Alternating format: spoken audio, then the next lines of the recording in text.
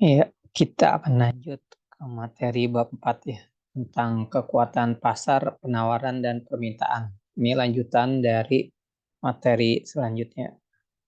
Tapi ini dibagi dua bagian ya.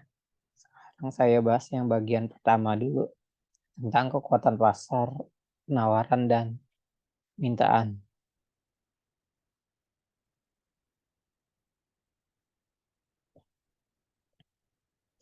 Pasar dan persaingan.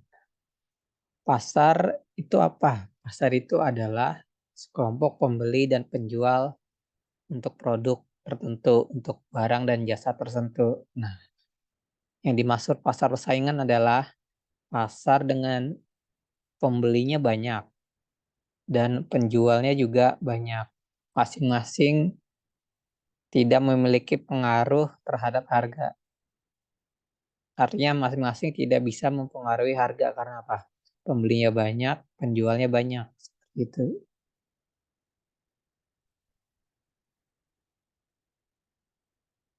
Nah, ini adalah contohnya dalam pasar persaingan sempurna. Contohnya untuk pasar persaingan sempurna, contohnya barang yang dijual sama persis.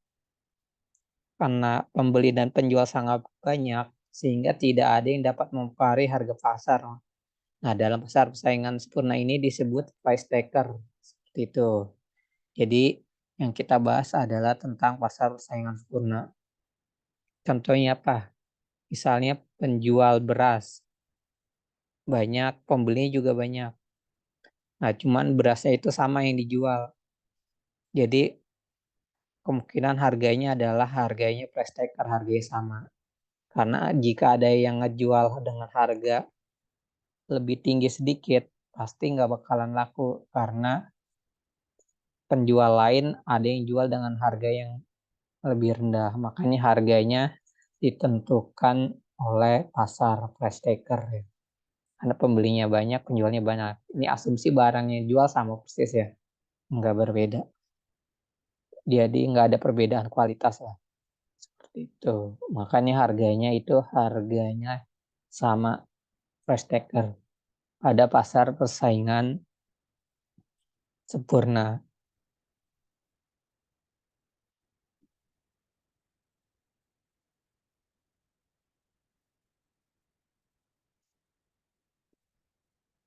Kita lanjut ya. Nah, di sini ada yang disebut dalam pasar disebut apa permintaan. Permintaan adalah jumlah barang yang diminta, yaitu barang yang mampu dibeli oleh pembeli. Jadi dalam hukum permintaan, jumlah yang diminta akan turun ketika harga barang akan naik. Hal lain diasumsikan sama. Jadi ini ceteris paribus ya. Jadi hal lain asumsi sama. Jadi jika suatu harga barang naik, pasti pembelinya menurun. Jadi atau barang yang dibeli menurun. Kenapa? Daya beli konsumen itu terbatas. Seperti itu. Jadi jumlah yang dibeli itu tergantung dari harga barang. Kalau harga barangnya naik, barang yang dibeli juga turun. Karena daya beli masyarakat terbatas. Paham ya? Nah, hukum permintaan. Jadi kalau permintaan harga barang tinggi, barang yang dibeli sedikit. Kalau harga barang rendah, barang yang dibeli banyak ya. Kalian paham itu ya? Ya berarti hukum permintaan. Permintaan bagi konsumen ya. Ini contohnya permintaan. Ini tabel permintaan. Contohnya tabel permintaan untuk latte. Produknya namanya latte ya.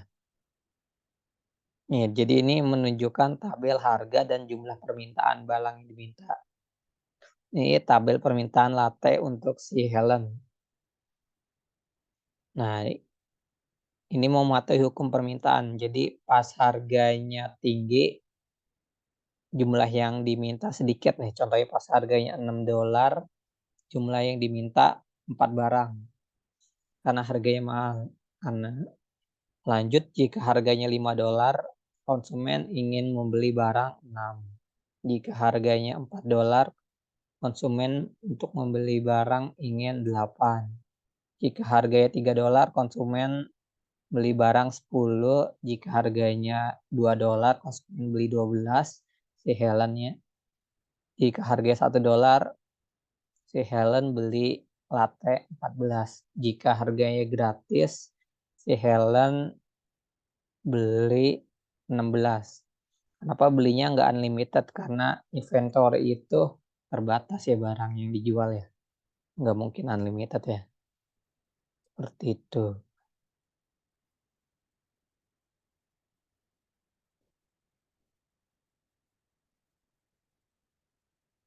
Nah, kalau dibikin kurva seperti apa? Nih kurvanya kan seperti ini. Kurva permintaan. Jika harga $6, barangnya diminta 4. Jika harganya $1, barang yang diminta 14. Jika harganya $3, barang yang diminta 10. Ini kurvanya ya. Kurva permintaan, makin mahal barang yang diminta makin sedikit. Makin murah barang yang diminta makin banyak. Sama kalian beli barang ya. Kalau harganya murah pasti kalian belinya banyak. Kalau harganya mahal kalian belinya pasti lebih sedikit.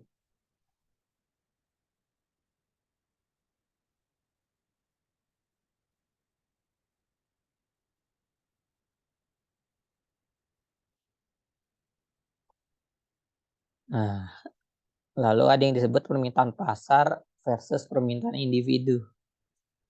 Jadi kuantitas yang diminta pasar adalah jumlah dari kuantitas yang diminta oleh semua pembeli pada setiap harga.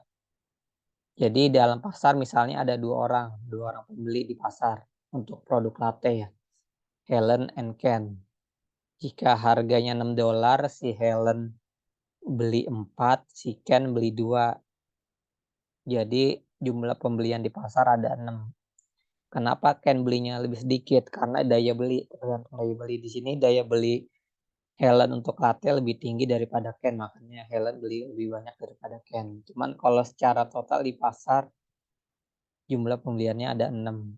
Jika harganya $4, si Helen beli 8, Ken beli 4, total pembelian di pasar 12. Jika harganya $2, si Helen beli 12, Ken beli 6, total di pasar pembelian untuk latte ada 18. Jika harganya gratis, si Helen beli 16, Ken beli 8. Jumlah di pasar ada 24. Seperti itu.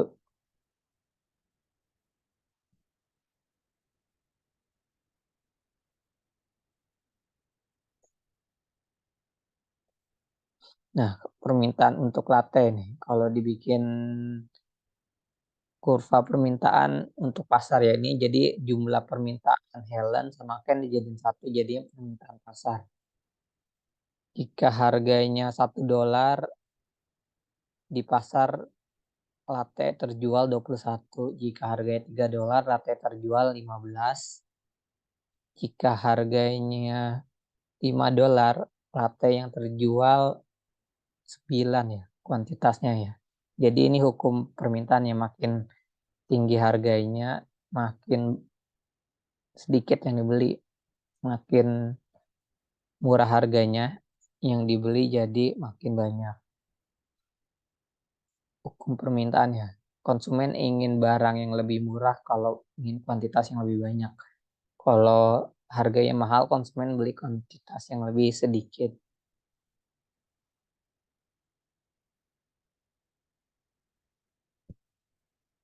Pergeseran kurva permintaan. Nah, ini ada yang disebut pergeseran kurva permintaan.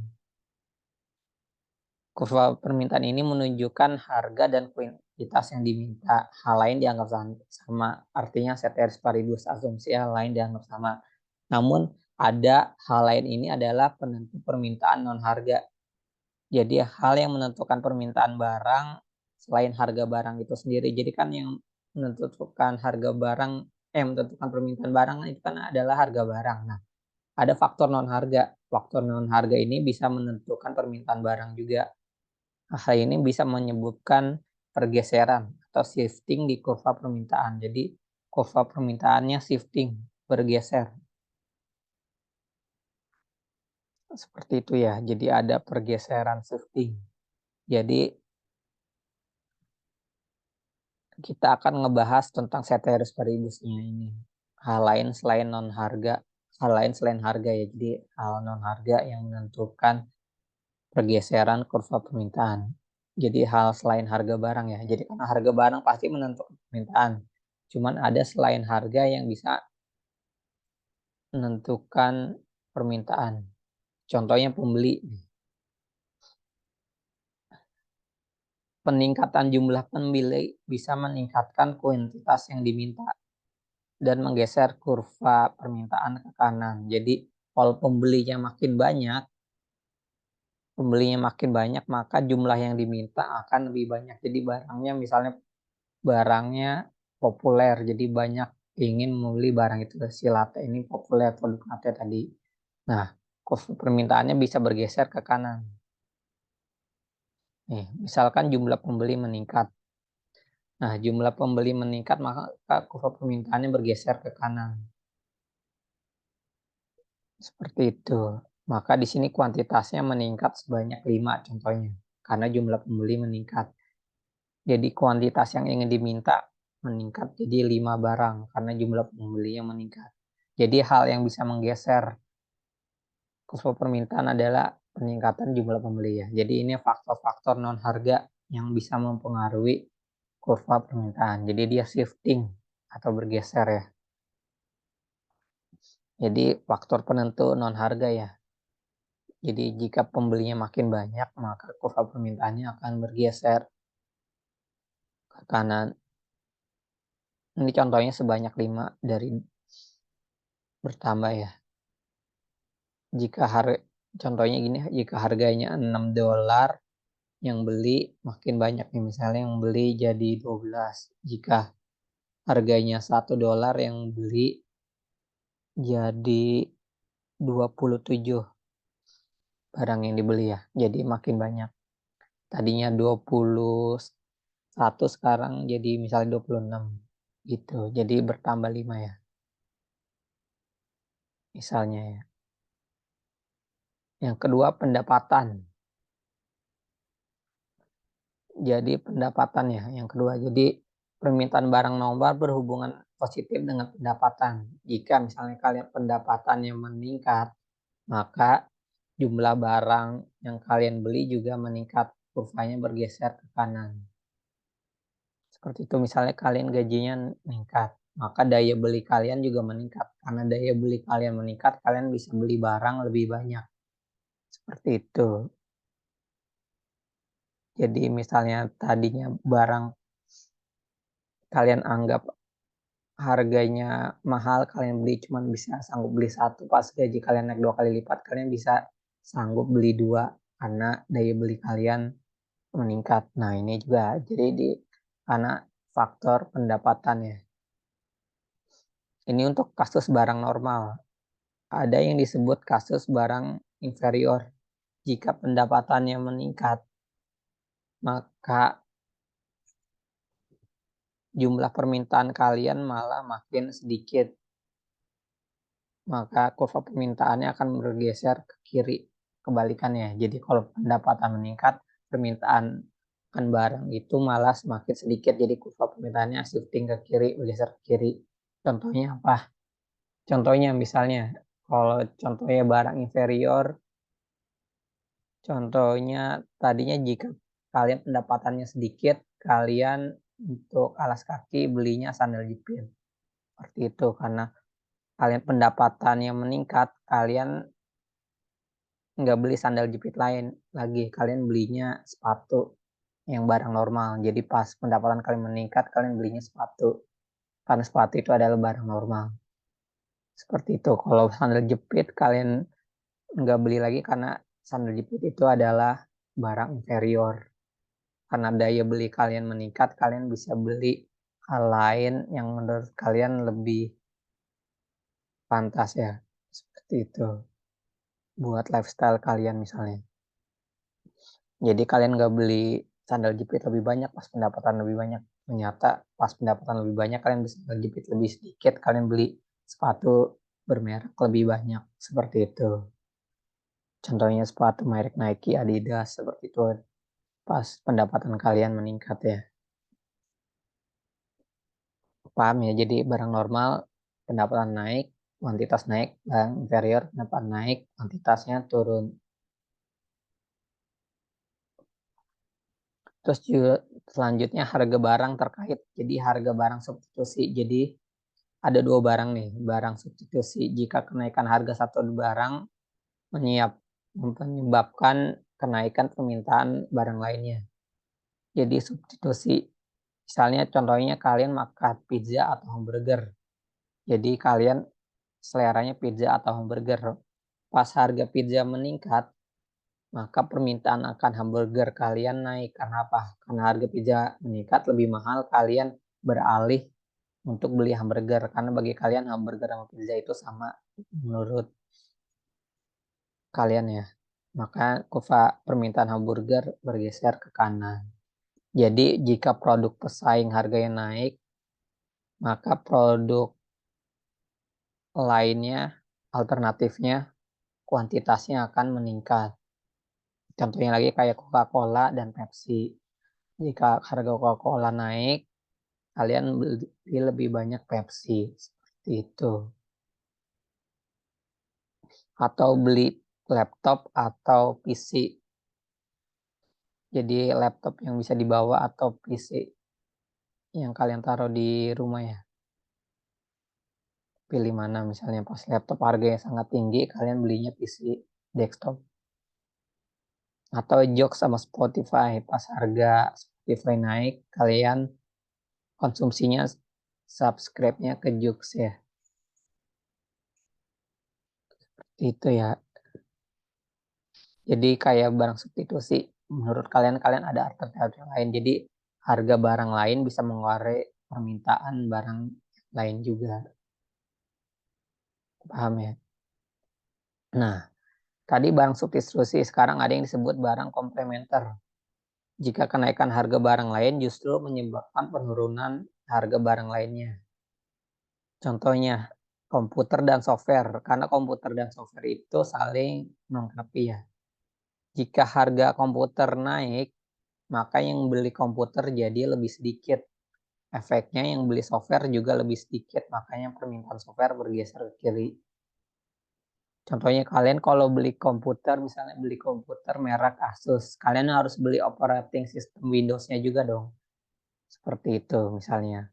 Jadi kalau kalian beli komputer nih, beli komputer, kalian harus beli operating systemnya, kalau enggak komputernya nggak bisa jalan ya.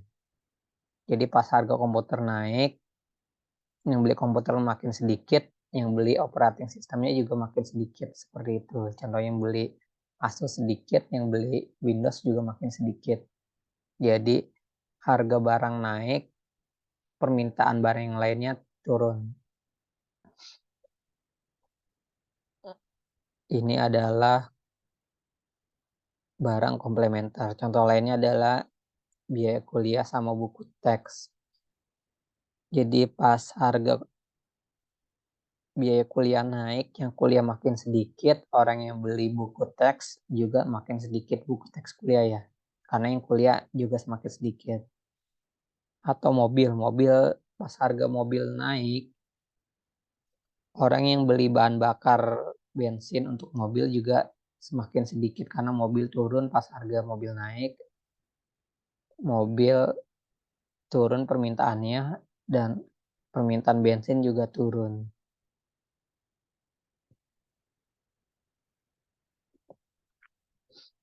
Lanjut selera. Jadi pergeseran selera masyarakat akan meninggalkan barang tersebut dan akan menyebabkan barang tersebut menggeser kurva permintaannya ke kanan. Misalnya, contohnya lagi populer nih tahun 2023 es krim Mixo, jadi masyarakat suka es krim mereknya Mixo ya. Nah, peningkatan permintaan es krim ini menggeser kurva permintaan es krimnya ke kanan. Seperti itu. Jadi masyarakat lagi suka sama produk es krim ini. Seperti itu. Jadi karena selera masyarakat ya atas suatu barang ya.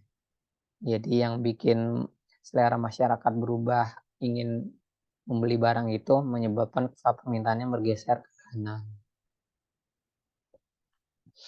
Juga ekspektasi nih, contohnya ekspektasi mempengaruhi. Jadi kalian ekspektasi bulan depan gaji kalian naik. Nah, kalian karena ekspektasi gaji kalian naik, kalian mulai makan di restoran mahal mulai saat ini. Contohnya makan steak mulai sekarang. Padahal pendapatan kalian akan naiknya di bulan depan bukan sekarang. Cuman kalian mulai makan makanan mahal di restoran mahal dari sekarang. Misalnya makan steak dari sekarang. Seperti itu. Padahal gaji kalian meningkatnya di bulan berikutnya. Jadi ekspektasinya. Jadi kalian berekspektasi masa depan akan lebih bagus. Atau contohnya nih, ekonomi lagi memburuk. Contohnya pandemi ya. Contohnya tahun depan atau bulan depan lagi ada virus COVID contohnya.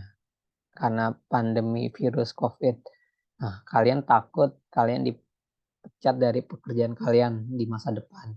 Makanya jadi contohnya permintaan mobil baru turun. Jadi kalian tadinya mau beli mobil karena takut dipecat terus nggak kalian udah terlanjur beli mobil ternyata tagihan cicilannya tinggi kalian nggak bisa sanggup bayar cicilannya misalnya belinya nyicil karena kalian dipecat dari pekerjaan kalian misalnya.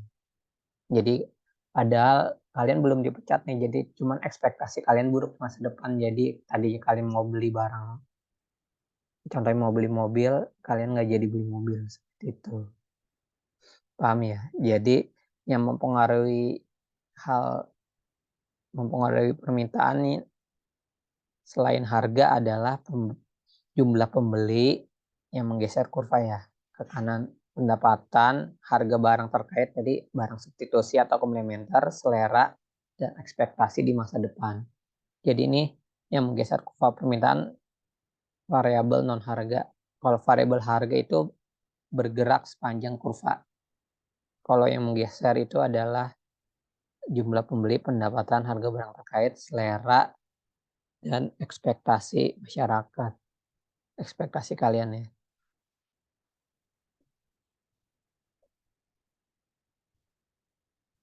Lanjut ke penawaran. Tadi kan dari permintaan, sekarang penawaran. Jadi kuantitas yang ditawarkan oleh penjual untuk dijual ya. Jadi jumlah barang yang ditawarkan akan meningkat jika harga meningkat. Hal lain dianggap sama ceteris paribus. Kenapa? Karena penjual itu kan tujuannya nyari profit ya. Jadi jika harganya lagi naik, dia mau jualannya makin banyak karena dia pengen profitnya makin banyak. Kalau konsumen kan sebaliknya. Jika harganya turun, dia belinya makin banyak. Kalau penjual jika harganya naik, dia mau jualan lebih banyak. Nih tabel contohnya dia jualan latte si Starbucks nih. Ini tabel permintaannya. Jika harganya gratis dia nggak mau jualan dong. Gitu.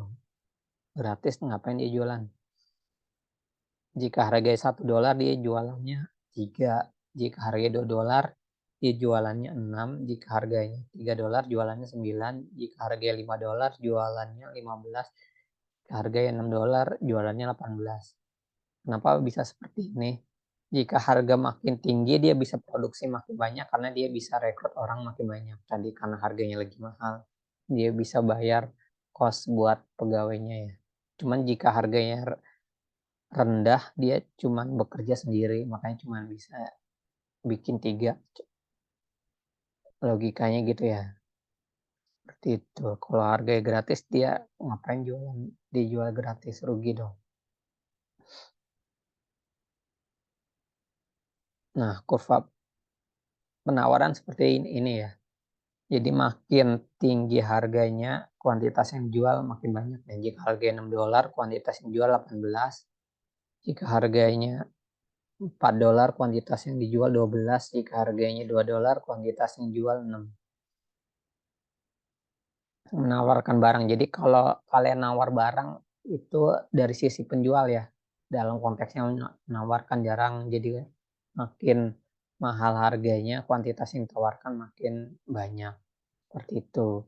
Jadi di masyarakat cara kapla ya. Jadi nawar barang itu malah makin dari sisi pembeli harusnya menawarkan barang itu dari sisi penjual.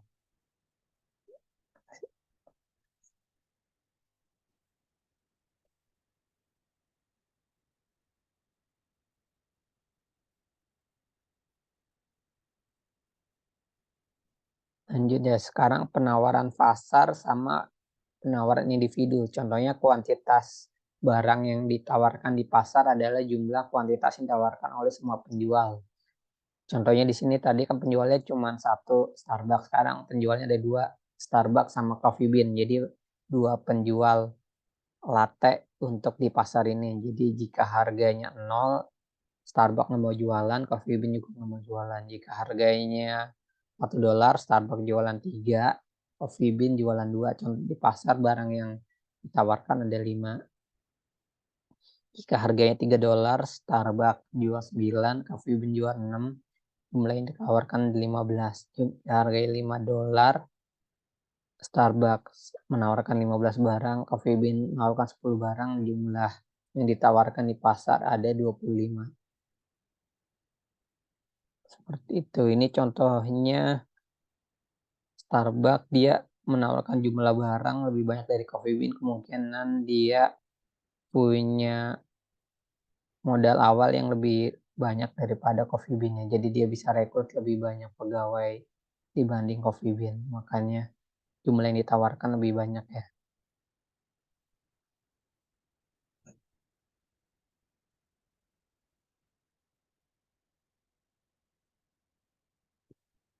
Seperti itu. Jadi pasar di pasar ini adalah ada dua penjual Starbucks dan Coffee Bean. Kalau dibuat kurva penawaran pasar ini ya, jadi gabungan Coffee Bean sama Starbucks. Jika harganya $1 yang jual 5 di pasar. Jika harganya $3 yang jual 15. Jika harganya $5 yang dijual 25 di pasarnya. Kurva penawaran pasar makin tinggi harganya, yang dijual juga makin banyak. Seperti itu. Barangnya makin banyak. Jadi kalau harga barang mahal pasti banyak yang ingin menjual karena mereka pengen nyari untung. Termasuk tadi Starbucks sama Coffee Bean. Dia ingin mencari untung. Contohnya, contohnya waktu awal pandemi harga masker sama harga hand sanitizer melambung tinggi ya. Makanya yang jual banyak membludak ya karena tadi dia mereka ingin cari untung karena apa lagi dibutuhkan harga masker sama hand sanitizer untuk menangkal virus misalnya waktu pandemi coronavirus nih.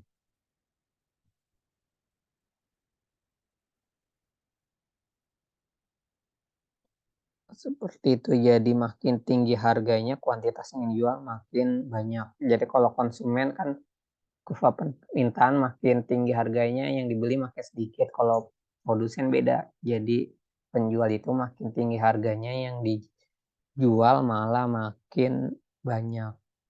Seperti itu dari sisi penjual ya. Kalau dari sisi konsumen dia meminimalkan biaya, dari sisi produsen dia memaksimalkan pendapatan. Nah, yang bisa menggeser kurva penawaran apa? Jadi ada hal-hal selain harga yang bisa menggeser kurva penawaran. Jadi faktor non harga yang bisa menggeser kurva penawaran atau kurva supply. Jadi kurva penawaran menunjukkan bagaimana harga mempengaruhi kuantitas yang ditawarkan. Hal lain dianggap manis ceteris paribus. Hal lainnya itu apa? Jadi faktor selain non harga yang bisa menggeser kurva supply ke kanan.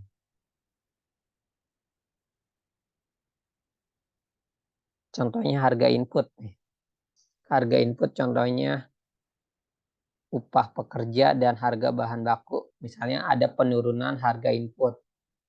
Jadi gaji tenaga kerja turun sama atau harga bahan baku turun. Misalnya tadi bahan baku untuk membuat latte susu, harga susu turun. Harga tenaga kerja untuk membuat latte-nya juga lagi turun. Harganya maksudnya upahnya ya, gajinya juga lagi turun. Karena upah tenaga kerja turun sama harga bahan baku turun tadi, maka perusahaan bisa merekrut lebih banyak tenaga kerja sama membeli lebih banyak bahan baku. Sehingga kurva supply bergeser ke kanan. Jadi karena harga inputnya turun, upah tenaga kerja sama harga bahan bakunya, maka kurva supply-nya bisa bergeser ke kanan. Nih contohnya nih, untuk produk latte ya, jadi pergeseran kurva penawaran. Misalkan harga susu lagi turun nih, jadi untuk bikin latte dia butuh susu, maka kuantitas ini ditawarkan jadi semakin banyak karena dia bisa beli susu lebih banyak untuk membuat latte. Jadi dia menambah sebanyak 5 nih. Tadinya harga $1 dia bikin 5, yang ditawarkan 5 karena harga inputnya turun, harga susu turun, harga $1 dia bisa bikin 10 karena harga bahan bakunya lagi turun. Pas harga $6 tadinya dia bikin 30, sekarang harga $6 dia bisa bikin 35 yang ditawarkan. Seperti itu ya. Nah, ini berikutnya akan dilanjutkan minggu depan ya untuk bagian 2 tentang kekuatan pasar, penawaran dan permintaan. Ya, sampai jumpa minggu depan.